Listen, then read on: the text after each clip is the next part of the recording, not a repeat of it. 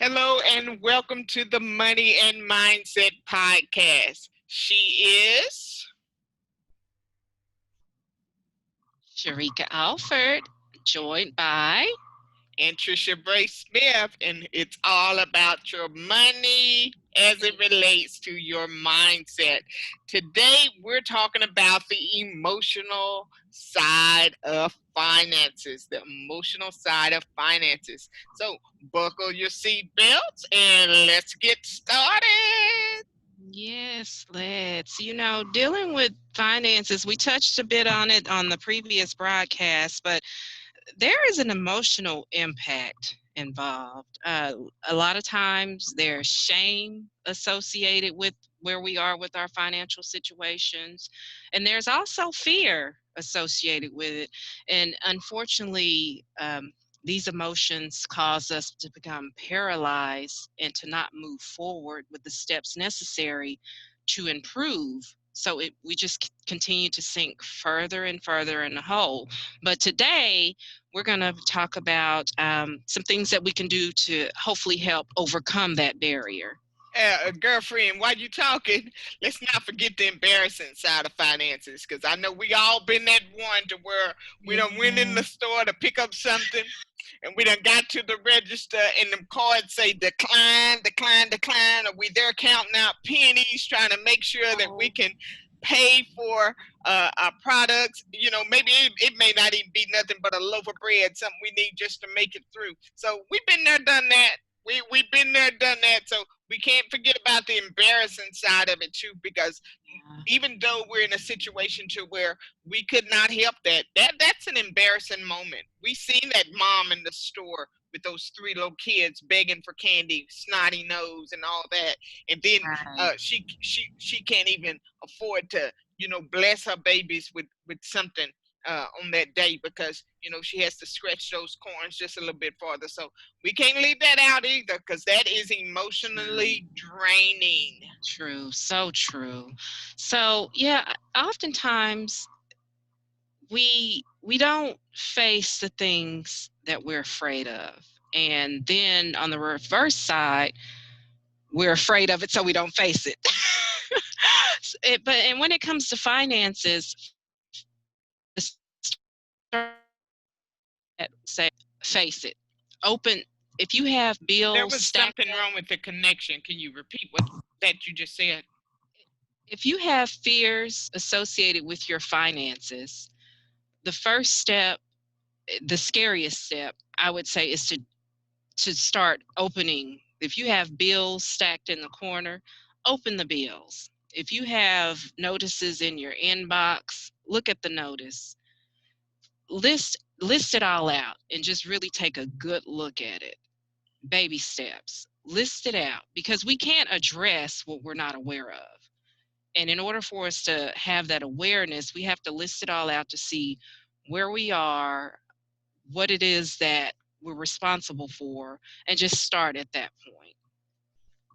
Well, girlfriend, I'm guilty, guilty, guilty. You see this here? Oh no. They're stuffed here in a drawer right next to my workstation. But I understand what you're saying, to look at it and really own it, be aware. Emotionally, sometimes that's hard to do. That is Yes. hard to do, because uh, we feel uh, that we're really not capable Mm-hmm. of. Where do we find the money? Where do we cut the corners? And making those sacrifices sometimes financially can be the hardest things for us to wrap our minds around. So, how we get over that uh, first initial emotional setback is, guys, really accepting it, Mm-hmm. accepting your financial situation for what it is. Now, Right. we can make changes, but those changes start with a first step.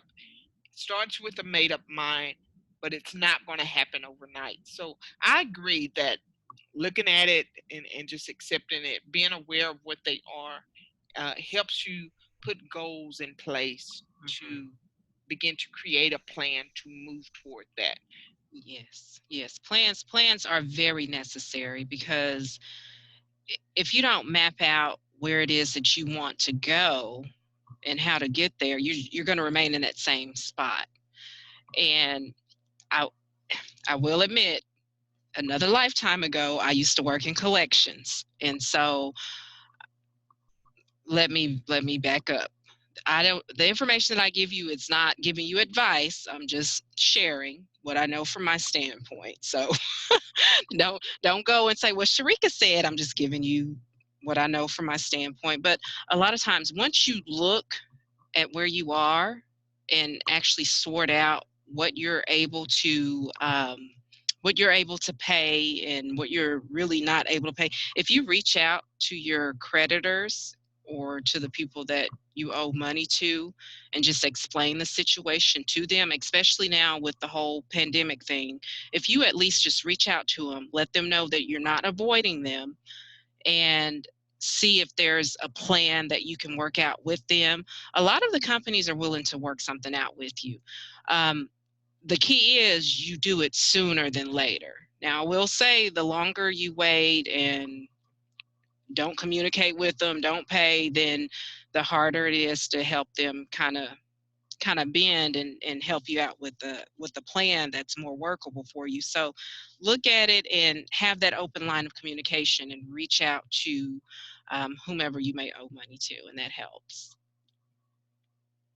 Well, that makes sense. I know back in 2011, um, back when I first really began to um, have some financial hardships and realize that I have these bills that I cannot pay. I was in that situation with a vehicle, and I missed several payments, and was just going through a rough time at a rough um, patch at that time. So that was one of the things. I wasn't big on making phone calls. I'm still not big on making phone calls. And guys, you may be one of those. You don't want to make the phone calls. You don't want to hear that immediate feedback that you get, the possible rejection that could be on the other end.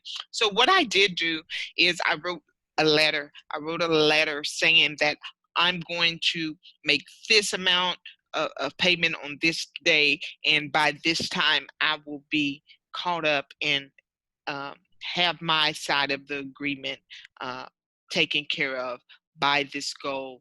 And they wrote me a letter back accepting the terms that I was able to do. And as a result of that, I didn't face getting my vehicle repossessed. So that does work. We have to do the ask. And I know emotionally, being that we hit so many rejections, we're told so many no's, the impact that that has on our self-worth, our self-value, our self-esteem, um, it can be damaging. And so we learn to we learn to avoid. And so it's no different financially than it is with any other aspect of our life. So, definitely, if you're not one of those who want to make the phone calls, write the letter. Mhm. Write the letter. Just communicate. It's all communication.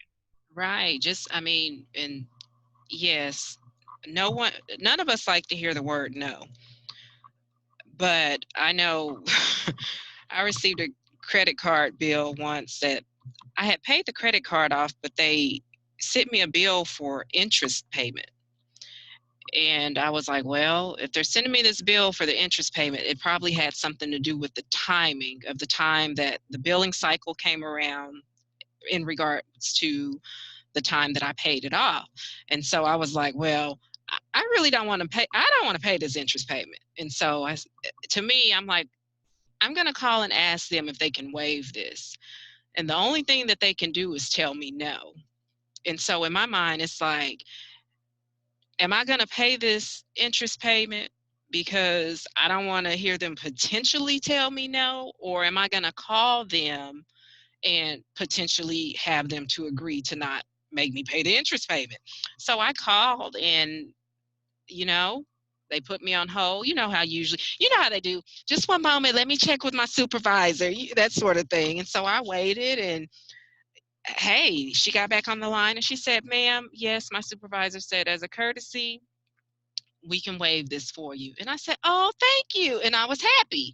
And I'm thinking to myself, had I not called and asked, I would have just been paying this interest payment just just because.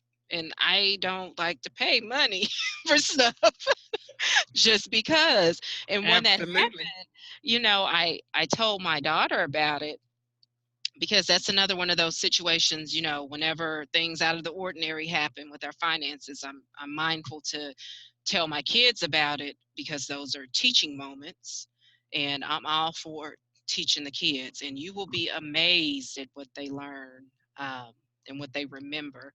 And so, as we're going through dealing with our emotions towards finances, that's another thing. It's not just us. If we're parents, it's not just us that's going through those emotional circumstances with regards to finances. Our kids are watching us. And so that's another thing to keep in mind. If it boils down to me being ashamed and not wanting to face something, and having my kids see that and pick up on that, and then they may grow up to handle situations in the same unhealthy way. As a parent, I feel like, well, it's my responsibility. I'm going to have to suck it up. Even though I'm embarrassed and even though I may feel bad, I need to face this. That way I can teach my kids how to, teach them how to move better when they grow up. Ooh, child. That just emotionally drained me right there. That's a whole nother dynamic. Uh, for you guys that are just joining us, this is the Money and Mindset Podcast. I am Anntricia Bray Smith, all about mindset, and she is. Sharika Alford, I'm dealing with the money. And it is. Today we're talking about the emotional side of finances. And I know, you may be in a better place financially now. You may be in a better mindset now, but whatever the case, we've all been there. We can relate to the emotional impact that finances play in our lives, guys. So this is some good stuff. I'm enjoying it. I appreciate the insight that you're giving. um, you know, that's one of the things that I took for granted, um, is my money habits. And believe you me, whether we think that our kids are watching us or not, I can definitely see where my two grown daughters have definitely picked up some of my financial habits. And needless to say, I'm new on my journey of changing the direction of my life. So they picked up some of those bad habits. But more than that, when they see me make the transition and make the shift, I can see where they're beginning to make the shift and budget and be more intentional with where their money is going. I can see where they don't have the emotional scars. They're more willing to communicate with creditors and communicate and ask questions as it relates to money, whereas so many years I didn't. I was afraid. I had so many rejections. I had so many no's. I lived so deep into poverty that I just accepted it. I just became numb emotionally when it came to how um, that those habits, how being a consumer and the consumer debt had me tied and bound up emotionally. So I appreciate you sharing that insight and reminding us that our children watch us. Yes, they do. They They are many listen to reporters. us. I don't care what you think. They are watching, they are listening. And 9 times out of 10, depending on how they are wired, they're going to follow and model the patterns of our behaviors. So true, so true. So let me encourage you, sometime today or sometime this week, just get in your quiet space and just reflect, embrace and identify what are your thoughts about money, and what emotions are you experiencing. And if they're not positive, then go ahead and, I mean, you can acknowledge that, but while you're acknowledging that, make the determination that despite how you may feel right now, you're going to do the work to improve your financial health and dig your way out of debt and achieve whatever financial goals that you have for yourself. And if not just for you, just think about for those that are around you. Even if you don't have kids, just if trust me, you will be surprised about the impact that you have on other people around you. Whether you're in school, whether you're on the job, somebody's probably watching you. And so if you make that determination that, you know what, despite what mistakes I may have made in the past, despite how I'm feeling now, I'm an overcomer and I'm going to overcome this. And while I do it, I'm going to also share with others and help them overcome as well. So take a inner, just, get quiet, take a look inward and decide, pinpoint what is it that you're feeling and just determine I'm over it. Because you know what? We're no regrets. 2021, no regrets. The rest of 2020, no regrets. We're living lives of no regrets. We're just going to acknowledge our mistakes. We're going to figure out how to improve them, correct them. We're going to learn from it, and we're going to share with others how they can do the same. Guys, I hope you didn't miss it. Sharika just gave us step one in making the transition as it relates to our money. And that is those bills that we have stuffed in these drawers over here in the corner, the things that we don't even open, won't even look at. Number one, step one in making the financial and the mindset transition absolutely goes together. Get all of those, open them up. Let's take a look. Let's be aware of what it is that we have that we're obligated financially with. Open it. Let's look at it. Let's write it down so that we can begin to create the plan. Not only that, when you do that, when you take the step to do that, emotionally, you begin to break down barriers in your mind. It begins Yes. to shift the mindset. It's owning that we are responsible for. It's being accountable for that in which we have consumed through poor habits. And it will make us more intentional in creating the shift in our minds as it relates to our money. Yes, you said it. You said it. So, Sharika, any last words for the people today as uh, they have taken out the time to join us? Today's episode, the emotional aspects of our finances, the Ye- emotional side of our finances. Any last words for the people today? Yes, I'll just end with this. You're not alone. A lot of times in life, we we get in, not just finances aside, just anything, whether it be bad relationship choices, or just anything. You're not alone. There are many more of us out there and out here everywhere that have gone through the same situations, and we're trying to overcome. So just knowing that you're not alone, correct your self talk. We have that internal voice that sometimes tells us, you can't do it, you've messed up, it's too late, all of that. No, we're going to shut that down.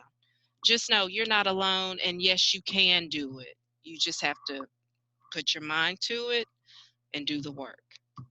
Absolutely. Absolutely. Great last minute nuggets there, guys. We hope that you will join us again for another Money and Mindset podcast broadcast. Guys, it's been awesome being here with you today. She is I am Sharika Alford with Anntricia Bray Smith. Join us again next time for the Money and Mindset podcast.